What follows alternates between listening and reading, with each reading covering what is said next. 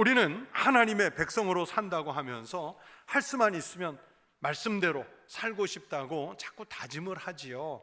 그런데 문제는 생각은 그렇게 하지만 사실은 내가 정한 기준에 따라서 인생을 판단하고 결정하는 경우가 많습니다. 우리 소위 말해서 옛날에 왁구라고 그랬잖아요. 또는 프레임, 틀 이런 말들을 쓰는데 내가 왁구 짜놓고 내가 틀 짜놓고 내가 프레임 짜놓고 하나님 딱 요 안에 맞게 응답해 주셔야 됩니다. 만약에 이것을 벗어나면 하나님 뜻 아니고 요 안에 딱 맞게 들어와야 하나님 뜻입니다. 우리가 그렇게 결정해 버리는 때가 많이 있지 않습니까? 그래서 내가 정해놓은 틀, 그 기준에 맞으면 하나님 감사합니다, 응답 주셨습니다. 그런데 하나님이 그 틀을 벗어나서 응답을 주시면 하나님 이건 아니지요. 그러면서 오히려 하나님의 뜻에 불순종하고 하나님의 말씀을 거절하면서 밀쳐내기까지 하는 게 우리들의 신앙 아닙니까? 그러나 성도 여러분, 우리가 오랫동안 신앙생활을 해보지만 하나님이 우리에게 하시는 여러 말씀들이, 많은 말씀들이 우리 기준으로 보아서 항상 합리적이었습니까? 불합리한 경우가 또 얼마나 많았습니까? 다만 믿음으로 순종하는 사람들은 그것이 비록 내 뜻과 다르고 합리적이지 않을지라도 순종하면서 지내놓고 보니까 하나님께서 그때 왜 그렇게 길을 이끄셨는지, 왜 그때 내 생각과 다르게 응답하셨는지 뒤늦게 하나님의 섭리를 깨닫게 되면서 감탄을 할 때가 많습니다. 그러나 반대로 불순종하는 사람들은 자기만의 합리성을 따지다가 결국 하나님의 그 위대한 섭리를 알지 못한 채 그렇게 신앙의 삶을 마감해 버리고 마는 경우들이 많이 있습니다. 여러분, 제가 여러분에게 한 가지를 묻겠습니다. 어떤 젊은 뛰어난 학자가 있습니다. 젊은 나이에 신학 박사 학위를 받았고 철학 박사 학위를 받았고 그리고 음악 박사가 됐고 젊은 나이에 대학 교수로 임용이 됐습니다. 그리고 또 나중에 의사까지 됐습니다. 자, 이런 분이 자기 지위를 다 내려놓고 문명 세계를 떠나서 아프리카 오지에 선교사로 가겠다. 그러면 여러분, 그것을 합리적인 의견으로 받아들이겠습니까?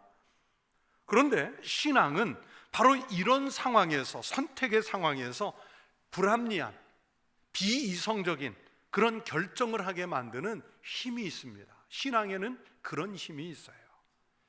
제가 지금 말씀드린 분이 누구인지 이름이 떠오르는 분들이 많이 있을 거예요. 바로 알버트 슈바이처 박사를 말한 겁니다. 이 슈바이처 박사에 대해서는요, 그리스도인이든지 그리스도인이 아니든지 누구나 존경하죠. 이분이 자서전에 이런 말을 한 적이 있습니다. 이 세상에서 아무것도 바라지 않고 일한다는 것, 그것이 진정한 행복이다. 많은 사람들은요, 20세기에 예수님을 가장 많이 닮은 인물로 이 슈바이처 박사를 꼽습니다. 이분의 신학에 대해서는 견해가 다를 수 있지만 그러나 삶에 대해서는 누구나 인정을 해요. 그리스도인으로서 어떤 삶을 살아야 하는지, 하나님의 말씀을 어떻게 순종해야 되는지 그 모델로서 슈바이처 박사를 인정합니다. 그는 일생을 신학자로, 철학자로, 그리고 파이프 오르가니스트로, 의사로 살았습니다. 그러나 슈바이처 박사를 가장 돋보이게 한 것은 그가 신학자이고 철학자이고 음악 박사여서가 아니라 아프리카 선교사로서 살았던 삶이었습니다. 슈바이처는요, 유복한 목사의 아들로 태어나서 30세까지는 학문과 그리고 예술 활동을 위해서 살겠다고 했고 30세 이후의 삶은 인류를 위해서 살겠다는 결심을 이미 어린 시절부터 하고 있었어요. 그는 자신이 세운 목표대로요, 24살에 철학 박사 학위를 받고 25살에 신학 박사 학위를 받았고 그리고 선교사가 되기 전에는 이미 20대 말 그 젊은 나이, 젊다기보단 어린 나이에 이미 명문 스트라스부르 대학교의 교수까지 됐습니다.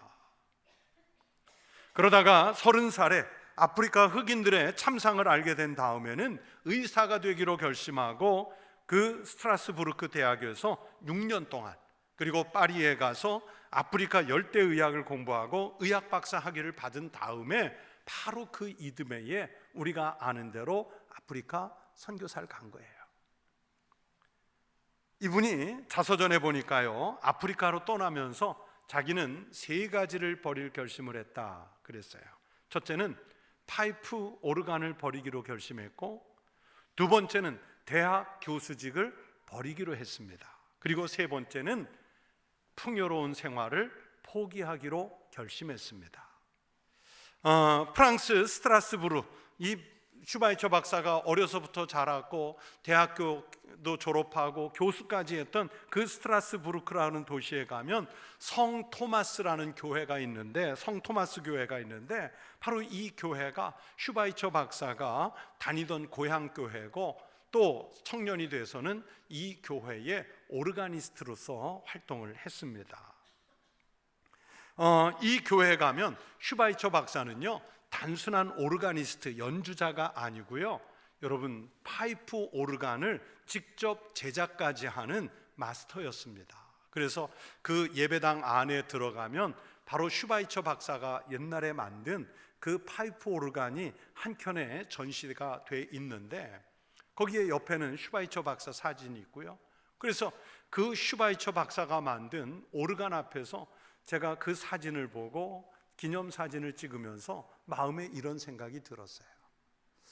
야, 이것을 포기하고 갈 때, 그의 교수직을 포기하고 갈 때, 그의 명성을 포기하고 갈 때 이분의 마음이 과연 어땠을까?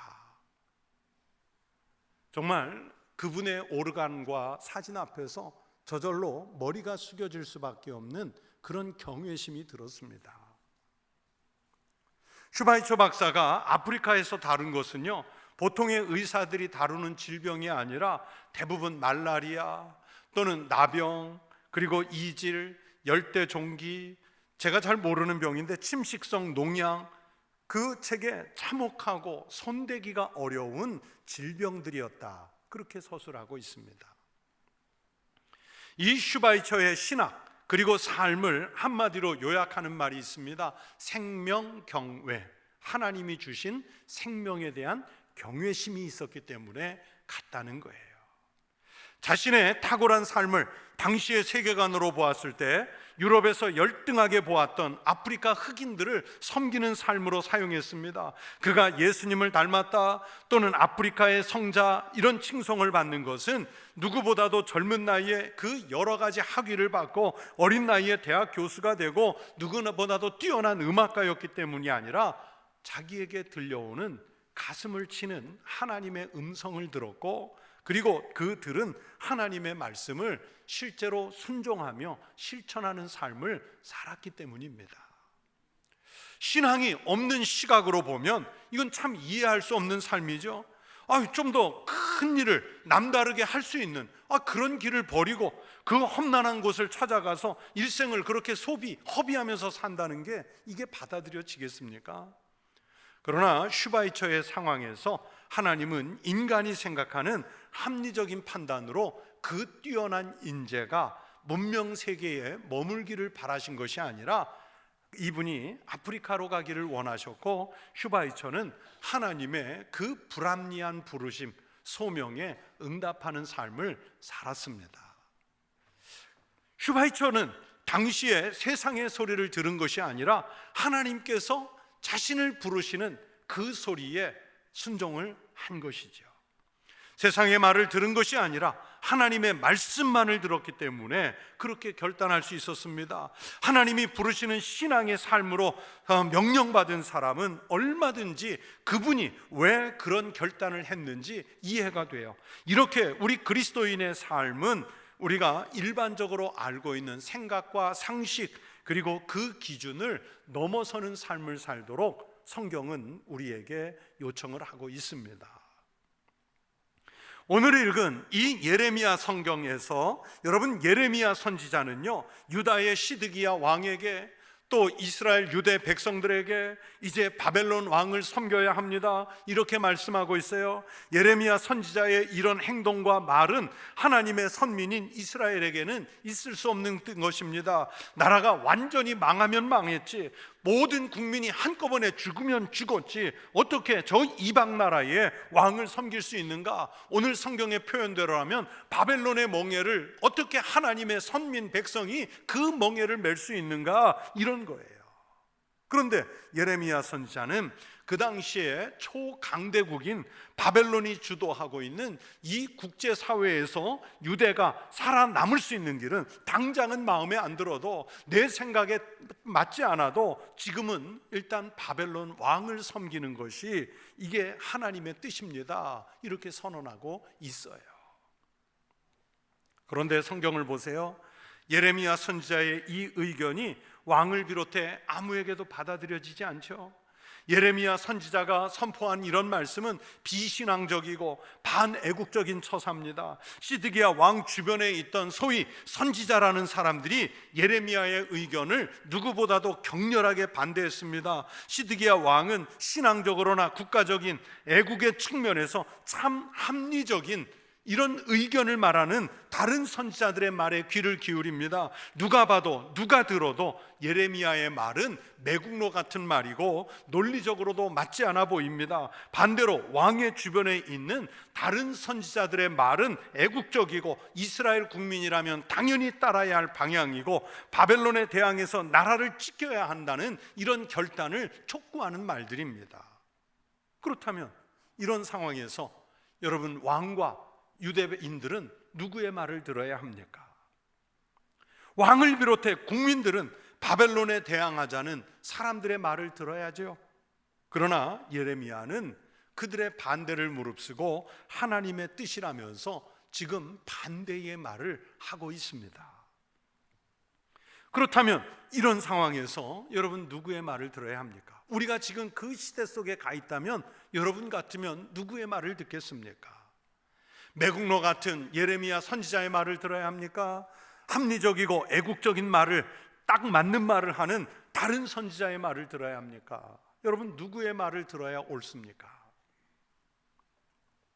시드기야는요, 자기 조카 여호야긴 왕이 왕위에 오른 지 3개월 만에 강제 폐위당한 후에 다시 삼촌이 이제 등극을 해서 반바벨론 정책을 국가 운영의 기조로 삼았던 왕입니다. 시드기야 왕 주변에 있던 선지자들은 왕의 이런 마음을 알고 있기 때문에 하나님의 뜻과는 무관하게 시드기야가 듣기에 좋은 소리만 지금 하고 있었습니다. 주변에 있는 잘못된 선지자들의 소리를 반대하면서 예레미야 선지자가 지금 간곡하게 말씀을 전하지요. 당장은 고통스럽지만 왕과 백성은 바벨론 왕의 멍에를 목에 메고 그와 그의 백성을 섬기소서. 그리하면 어떻게 된다고요? 죽습니까? 사실이라. 그러면 사실이라. 그러나 이 하나님의 말씀을 듣지 않으면, 이 말씀대로 하지 않으면 칼에 죽고 기근에 죽고 전염병에 죽을 것이라고 선포했습니다. 왕의 주변에 있는 선지자들에 대해서는 이렇게 경고했습니다. 그러므로 당신들은 바벨론의 왕을 섬기게 되지 아니하리라 하는 선지자의 말을 듣지 마소서. 그들은 거짓을 예언함이니이다. 예레미야 선지자가 그들에 대해서 하나님이 그들을 내가 보내지 아니하였다는 거예요. 그리고 그들은 거짓을 예언하고 있다는 것을 예레미야 선지자가 알려줬어요.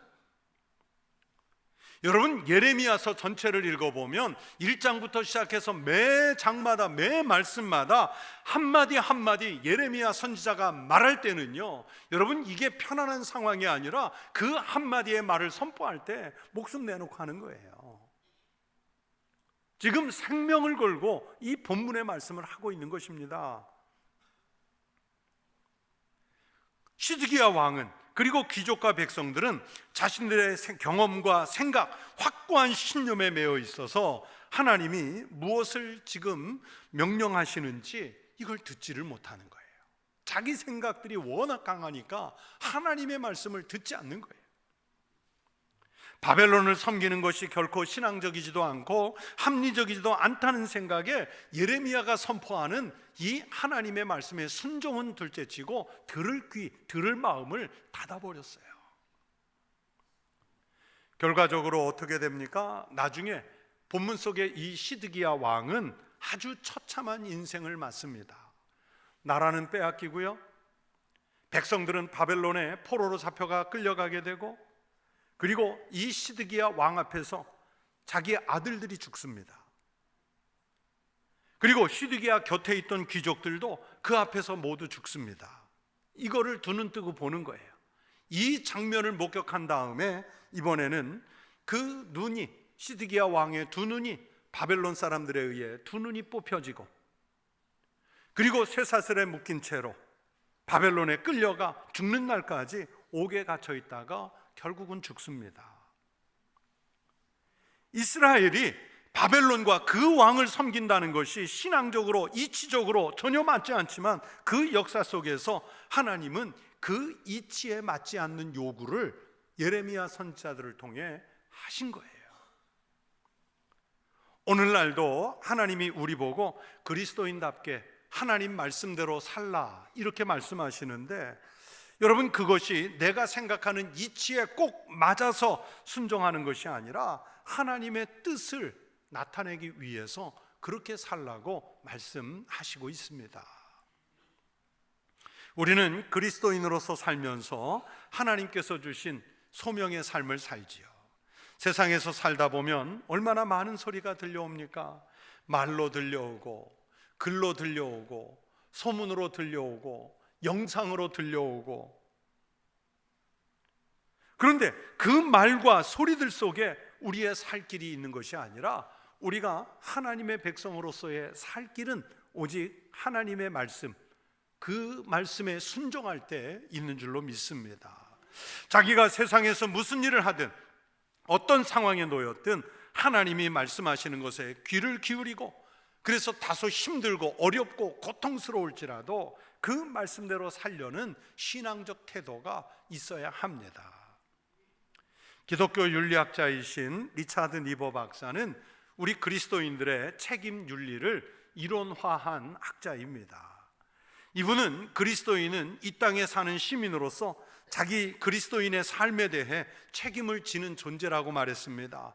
그 책임지는 삶의 모델로 예수 그리스도를 제시했습니다. 그래서 리차드 니버 박사는 예수는 모든 인간의 이상형이며 모든 인간은 예수를 본받아야 한다, 이런 말을 했습니다. 그래서 우리가 본받아야 할 그 예수님의 형상이 어떤 형상이냐? 십자가를 질지라도 하나님 뜻에 순종하는 모델로서의 예수. 예수님 겟세마네 동산에서 기도하실 때 본인의 뜻은 십자가 피하고 싶으신 거였잖아요. 그러나 나의 원대로 하지 마옵시고 누구의 뜻대로? 아버지의 뜻대로, 아버지의 원대로 하옵소서. 그래서 예수님은 그 기도 속에 그리스도인이 어떻게 하나님의 뜻에 순종하며 살아야 하는지 가장 이상적으로, 그리고 가장 구체적으로 보여주신 모델이 되셨습니다. 우리가 가을에 인문학 강좌를 하는데 금년에는 우리 기독교 미술에 대해서 공부를 했습니다. 근데 지난 주간에 빈센트 반 고흐에 대해서 공부를 했는데, 우리가 고흐를 위대한 화가로만 알고 있지, 이분이 정말 위대한 신앙인으로서 자기 삶의 자리에서 하나님의 말씀을 구현하려고 애쓴 화가라는 것을 간과할 때가 많습니다. 이 반 고흐가 자기 동생에게 보낸 편지가 1000통 가까이가 남아있는데, 이 편지에 이런 구절이 있습니다. 농부는 밭에서 일하는 면허 차림일 때가 주일에 정장을 차려입고 교회 갈 때보다 더 아름답다고 생각해. 그러니까 예배당에서의 그리스도인만이 아니라 내가 농사 짓는 삶의 자리, 내가 그림을 그리는 자리, 내가 물건을 만드는 그 자리에서 그리스도인이 모습이 보여야 한다는 거예요. 또 다른 편지에서 이런 글도 남겼습니다. 그리스도인들이 과거의 세상을 변화시킨 것과 같은 깨끗한 양심을 지니고 위대하고 선하고 근본적이고 사회 전체를 혁명처럼 변화시킬 수 있는 그런 말과 글을 남겨야 해. 그리스도인은 그리스도인다운 흔적을 남기면서 살아야 한다는 거예요. 그래서 자기는 그림을 그린 거예요. 소명으로서 그림을 그렸어요. 그는 세상의 소리를 들으려고 한 것이 아니라 하나님의 말씀을 듣고 자기의 재능으로 하나님께 쓰임을 받으려는 삶을 살았다는 것을 알 수 있습니다.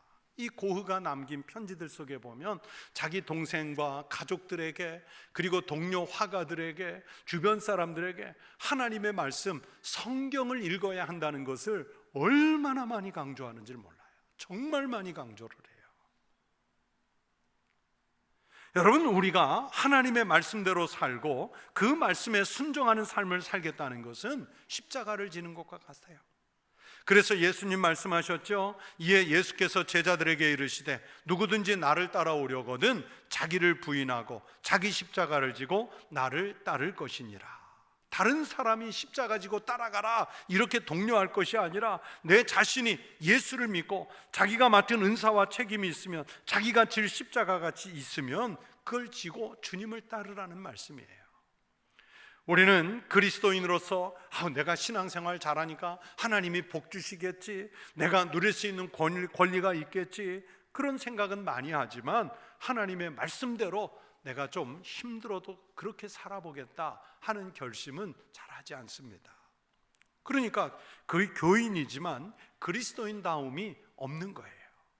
시드기야 왕과 그 신하들, 선지자들은 하나님의 말씀을 듣고 괴로워하는 것보다는 자기들 마음대로 편한 삶을 살려다가 결국은 바벨론에 의해서 그런 처참한 멸망을 당하고 말지 않습니까? 제가 우리 교회에서 피택자 교육을 할 때 종종 드리는 말씀이 있어요. 피택자 교육 때는 이 이야기를 한 번도 빼지 않고 얘기하는데 기억을 하시는지 모르겠어요. 우리 한국 교회에서는 장로를 뽑고 또는 안수 집사 뽑고 또는 권사를 뽑을 때 교회에서 투표하죠? 교회 안에서 투표하잖아요. 그런데 교회 안에서만 투표하지 말고 이분이 다니고 있는 직장에서도 투표하고 이분이 살고 있는 동네에서도 한번 투표를 해봤으면 좋겠어요. 이분이 우리 청북교회의 장로, 안수집사, 권사 후보로 올라왔는데 세상에서, 당신의 직장에서, 동네에서 정말 그리스도인답게 교회의 지도자로서 살만한, 그분이 교회를 다녔어요? 전혀 몰랐네. 이러면 안 되잖아요. 역시 그분이 왜 그런 삶을 살고 있는지, 교인이었기 때문에 그렇군요 하고 인정을 받아야 하잖아요. 제가 이런 생각을 하는 게 전혀 근거 없는 게 아니에요.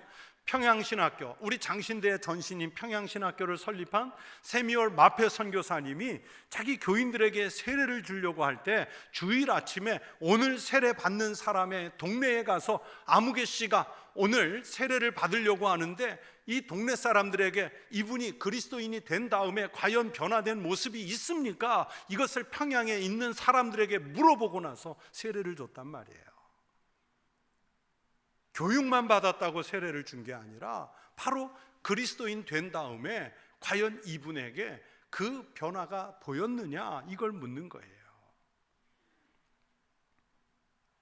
만약에 그런 삶을 살지 않고 교회의 중요한 직분을 맡았지만 하나님의 말씀을 듣는 삶을 살지 못한다면 하나님 영광도 가리게 되고 결국 자신도 시드기야 왕처럼 그 주변 선지자들처럼 그런 심판을 받고 말게 될 것입니다. 성도 여러분, 우리가 예수를 믿는 것은 예수 그리스도의 삶을 그대로 따르기로 믿음으로 고백하는 것이죠. 그러려면 다소 힘들고 불편하더라도 하나님의 말씀을 들으려 해야 하고 그 말씀을 들었으면 말씀대로 살고자 해야 합니다. 다소 억울하고 불편하고 내 마음에 들지 않아도 하나님께서 말씀하신다면 기꺼이 순종하는 삶을 살아내고자 해야 합니다. 그 길은 여러분의 자존감, 명예 또는 생명, 이거 죽이는 거 아니에요.